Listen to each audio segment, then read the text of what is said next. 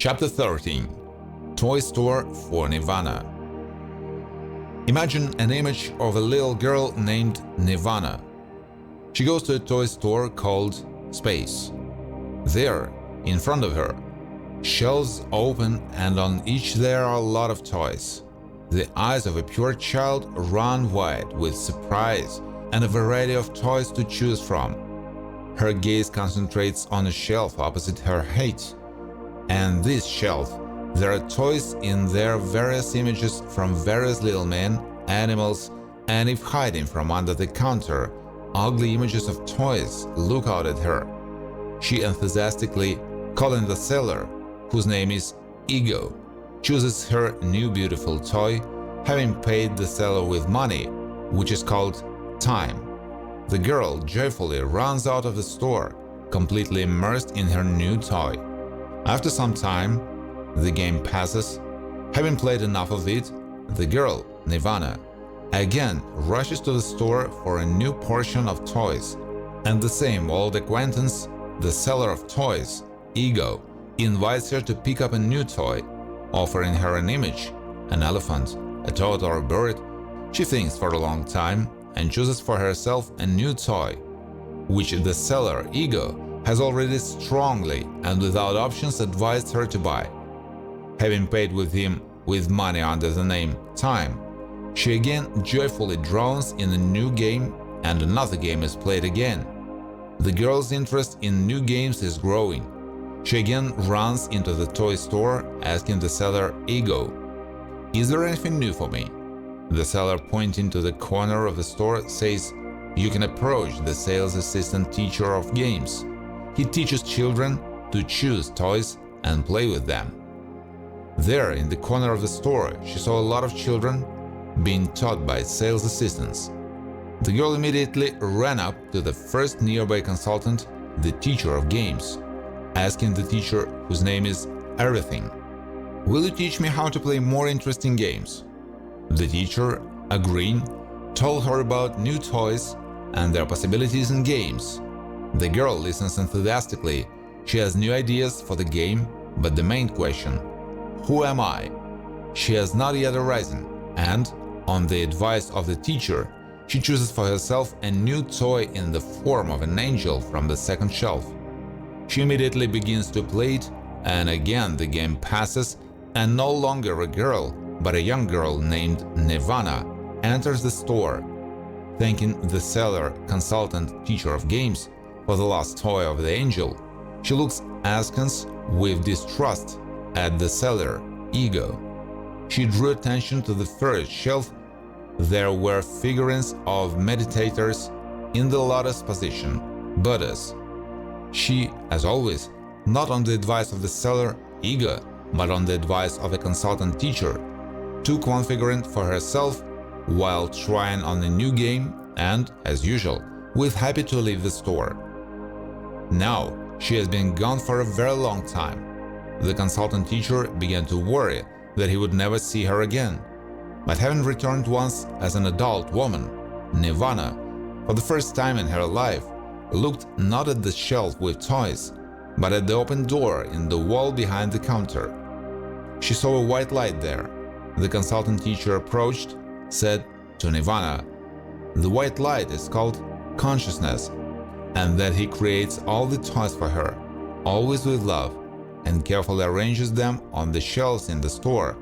But the truth sometimes interferes after him in the arrangement of the seller, Ego, saying that he knows better in what order they should be and how to quickly sell them to children." Nirvana thanked the toy maker, consciousness, and the consultant teacher, drew attention to the topmost shelf. There was a mirror. Nirvana asked the consultant teacher how to play with him. The teacher took off the mirror from the top shelf and said, "This is not a toy. This is the mirror.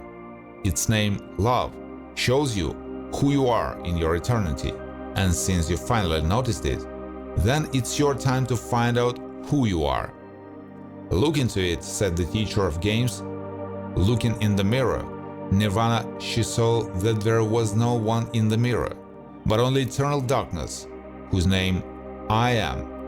And since the mirror appeared before Nirvana in the form of love, then love helped her remember that she is everything, and this toy store called Space, and the white light toy maker called Consciousness, and the toy seller whose name is Ego, the consultant game teacher called Everything, and the toys on the shelves in endless images were called Body, was she too, and of course, the buyer whose name Soul is also she.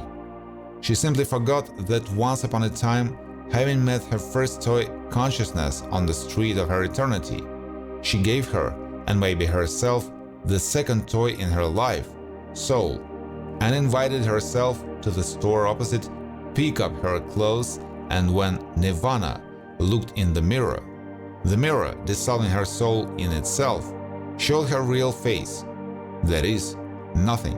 Empty darkness, the primordial essence of a homogeneous space with a single understanding, I am. And who I am, and what to play. My original creator tells me a toy named Consciousness. I'm so attached to her, I thought, Nirvana. Remembering all this, the circle of memory is closed. She remembered how she created her first toy and called it Consciousness, with the help of which she began to create an infinity of new toys and give herself, the second of which was the Soul, dressing which in endless clothes, she sold them to herself with passion, having run to play them in the vastness of her eternity of consciousness, that is, in herself with herself, and finally realizing all this about herself. She laughed, and in this laughter was all her eternal childish adulthood. Then Nirvana asked her toys, that is, herself, to think about what they or she plays and who offers her new games, who sells herself to whom and why in the game and what price time asks for it. Sometimes the seller, Ego, pulls out an exclusive toy from a secret box, as always telling that it is the last and only for you, kept for thousands of years in secret, in a secret place, and you, that is, I, as the soul of a little girl again and again being deceived, carried away seller, Ego, that it will be an unforgettable, unique game. Fly away to new games, incarnating in new planetary sandboxes, ready to break another customer girl for the right to own an exclusive toy, which in the form of close to spiritual knowledge is offered to you, the seller Ego, and the seller teacher consultant, whose name is Everything, and your huge I must, by name I want, unleashes fights in the store because of the last toy in the hands of the seller Ego, not hearing the main consultant teacher under the name Everything, that there will be enough toys and games at all. Just stop fighting, kids. But children always want those toys that they have not played yet, and only after playing enough at the end of the game do they begin to grow up, changing their look at all the toys standing on other shelves, or even leaving the game's spiritual age, becoming assistants in games whose names are angels, or create their games by becoming gods, the creators of their universes, inhabiting them with countless game images of oneself. And finally, the times come when the soul, having played enough, lets go, dissolving itself in a single one, the creators of the games, whose name is Consciousness, the God of Eternity, who always recognizes himself as the primordial essence of pure space, under the name I Am, that is, Nirvana, which is an inseparable homogeneous primordial essence of the space of eternity. So one day, accidentally running in a toy store, a girl named Nirvana woke up remembering herself.